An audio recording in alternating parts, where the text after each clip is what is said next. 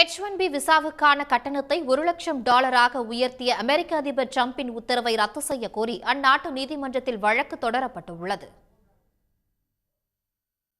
அமெரிக்காவில் தங்கி பணியாற்றுவதற்கான H-1B visa பெற்று இந்தியா, சீனா, தென்கொரியா உள்ளிட்ட பல்வேறு நாடுகளைச் சேர்ந்த 13 லட்சத்திற்கும் மேற்பட்ட ஊழியர்கள் அமெரிக்காவில் உள்ள நிறுவனங்களில் பணியாற்றி வருகின்றனர். இந்நிலையில் இந்த விசாவை பெறுவதற்கான கட்டணத்தை $1,32,000 இருந்து $88 லட்சம் ரூபாயாக உயர்த்தி அண்மையில் ட்ரம்ப் உத்தரவிட்டார். இது இந்தியா உட்பட பல்வேறு நாடுகளைச் சேர்ந்த ஊழியர்களை அதிர்ச்சிக்குள்ளாக்கியது.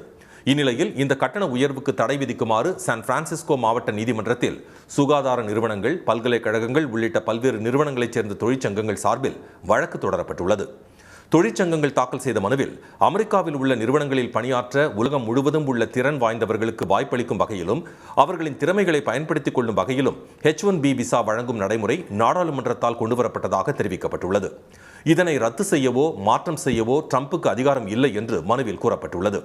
ட்ரம்பின் நடவடிக்கை அமெரிக்காவை நம்பியிருக்கும் வெளிநாட்டு ஊழியர்களுக்கும் அவர்களை நம்பியிருக்கும் அமெரிக்க நிறுவனங்களுக்கும் பெரும் பாதிப்பை ஏற்படுத்தும் என்றும் அதில் தெரிவிக்கப்பட்டுள்ளது.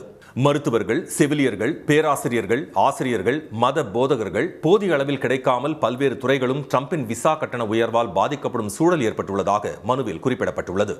எனவே ட்ரம்பின் நடவடிக்கைக்கு தடை விதிப்பதுடன் H-1B விசா வழங்குவதில் பழைய நடைமுறையை தொடர உத்தரவிட வேண்டும் என்றும் மனுதாரர்கள் கோரியுள்ளனர். உடனுக்குடன் செய்திகளை தெரிந்து கொள்ள சன் நியூஸ் பெல் ஐகானை கிளிக் பண்ணுங்க.